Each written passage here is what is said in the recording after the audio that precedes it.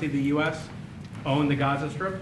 Well, I think, as I said earlier, the President is looking at Egypt coming to present their plan. As I said, we will be in Saudi Arabia to discuss how we can work with the President and with the United States. So I think let's wait until the Egyptians can come and present it to the President and not get ahead of ourselves. And is there a parcel of land in Jordan that you're willing to have Palestinians? Well, I think what we said, I have to look at the best interests of my country. I think the President is very happy that we do this thing with 2,000 children as quickly as possible. And again, I believe that the President is looking forward to getting a group of us Arabs here to discuss the overall plan. And last question, the 2,000 children, are those from the Gaza Strip? Absolutely, from the Gaza Strip. Are you willing to change your mind, Mr. That's President? from the Gaza Strip, the 2,000. Are you willing to change your mind if you hear the Egyptian and the Arab plan end of the month? If they present you something different, are you open to I another think plan? we sort of have gone down the line. We know pretty much what is going to be presented. And I think it's going to be something that's going to be magnificent for the Palestinians. They're going to be in love with it. I did very well with real estate. I can tell you about real estate. They're going to be in love with it. But Mr. President, doesn't concern you that moving 2 million people from there? It's a very small number of people relative to other things that have taken place over the decades and centuries. It's a very small number of people. And they're living a terrible life. Look at the way they're living now. Nobody's living like that in the entire world. They're living under buildings that are mostly fallen down and will continue to fall down.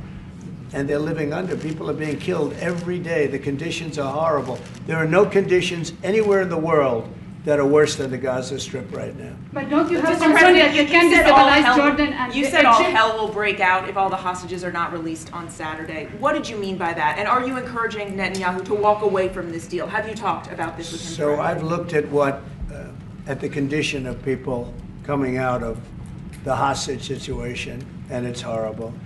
I looked at the before and after yesterday.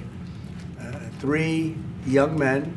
One is dead now, as you know, the older gentleman who died, which everybody said he was alive and well. He's dead. But the 3 young men, and I looked at them from a short while ago, and I looked at them now. They're emaciated. They look like Holocaust survivors. They looked, I mean, they'll get better, but they're in rough shape. They were treated really badly, and we've heard things from them since. And I think the reason that Hamas is playing so cute is because they saw the reaction to these 3 people that came out, and the other ones. Look, the one young lady had her hand blown off practically, and they were not in great shape either. But she's missing her fingers and a big part of her hand. You know what she did? She was stopping a bullet that was aimed at her.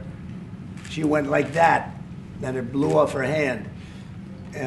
Now, I think I think they want time, because I think the people that they have living are in such bad shape, because they're sending the most healthy people out because they don't want to send the least healthy people out. And there was an uproar when they saw the people from yesterday. So these people so I don't want to do 2 and then we do another 2 in another week and then we do 4 in 3 weeks. No. They either have them out by Saturday at 12 o'clock or all bets are off. Mr. President, Mr. President, would you still consider withholding aid to those countries if they don't accept your plans to accept? Well, I don't want to say that because we've had such a good relationship and we're doing so well just in the short time that we've been talking. I mean, the king just made a statement. I didn't ask him to do that, about literally saving 2,000 young children from the Gaza Strip. We didn't know about that. You didn't know about that. Nobody did, except for the king and his son. I assume you told your son, right? And I just thought it was great. No, I think we'll do something. I don't have to threaten with money. We contribute a lot of money to Jordan and to Egypt, by the way, a lot, to both. But I don't have to threaten that. I think we're above that. I do believe we're above that. So. Would you consider other countries, not Jordan and Egypt? There was talks about Indonesia, Albania, other places. Yeah, sure, we would. And we have other countries that want to get involved. We have a lot of people that want to get involved. There's a great sense of wanting to help the Palestinians.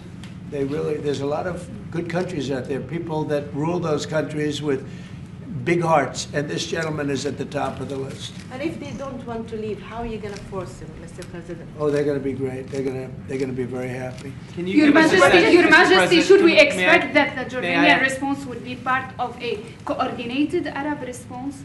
The response will be from a multitude of countries, Arab, international. I know the Europeans want to step in. And again, we'll probably have to look to the help of the United States to make sure that COGAT, which is the clearing agency on the Israeli side, makes it as efficient as possible, because 2,000 kids, the best way to get to them is by helicopters and get them straight to our institutions. I also believe that quite a few countries would also probably like to take some of those kids and have them treated in their hospitals. So Now, we this hope to should have launch been this done. ASAP. Yes, and that's right.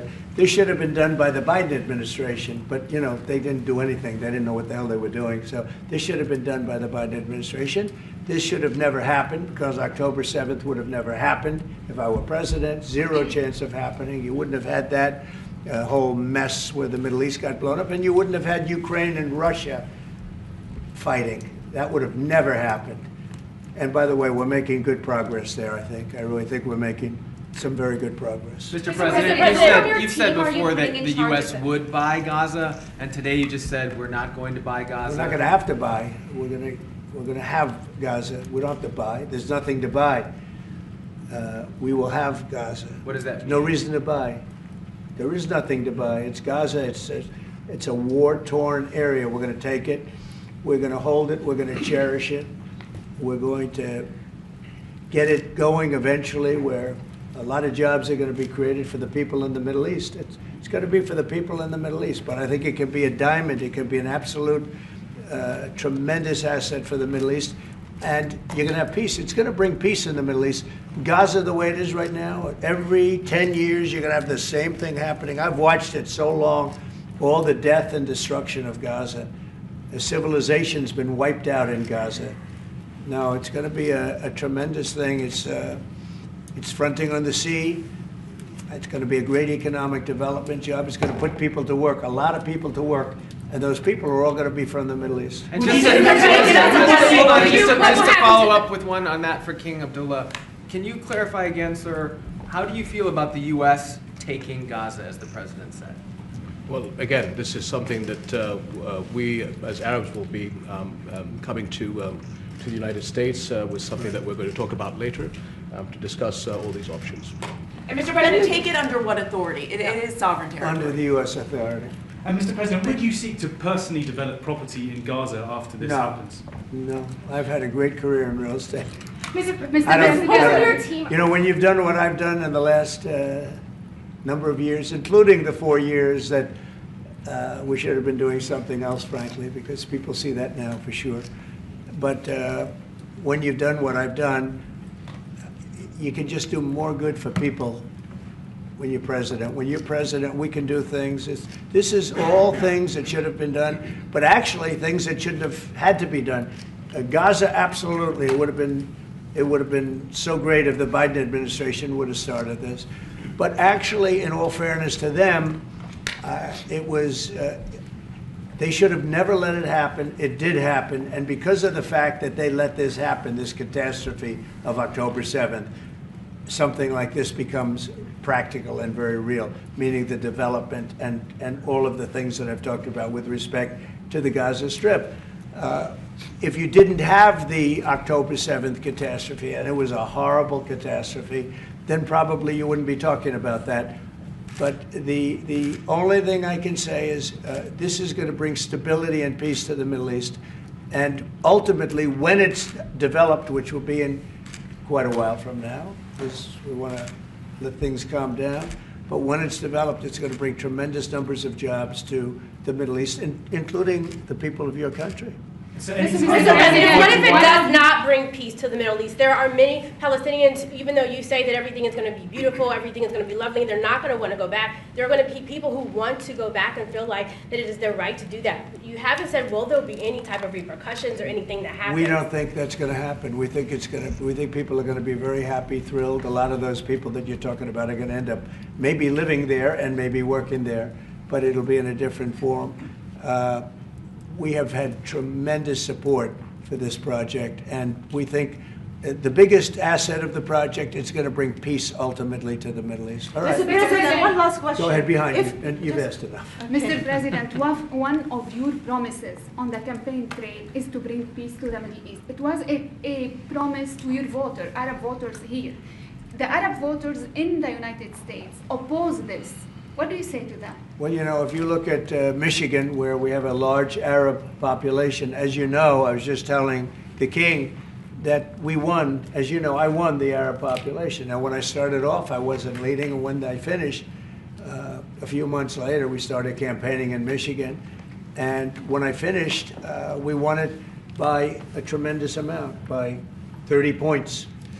So my relationship with the Arab population has been fantastic, and my relationship with the Middle East is very good with all the countries, just about all the countries. Let's see, I would say all the countries.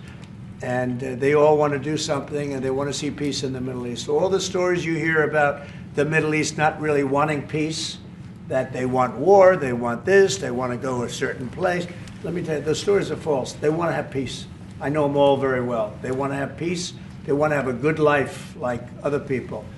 And this will be a big factor in bringing peace to the Middle East. Thank you very much, everybody. All right, guys. Thank you, guys. Let's go, press. Guys, let's go. Press, let's go. Thank you. Come on, guys, quickly, please. Thank you. Thank Guys, you. let's go. Come on, quickly. We're moving out this way. Thank you, Thank guys. you. Thanks, guys. Come on, guys.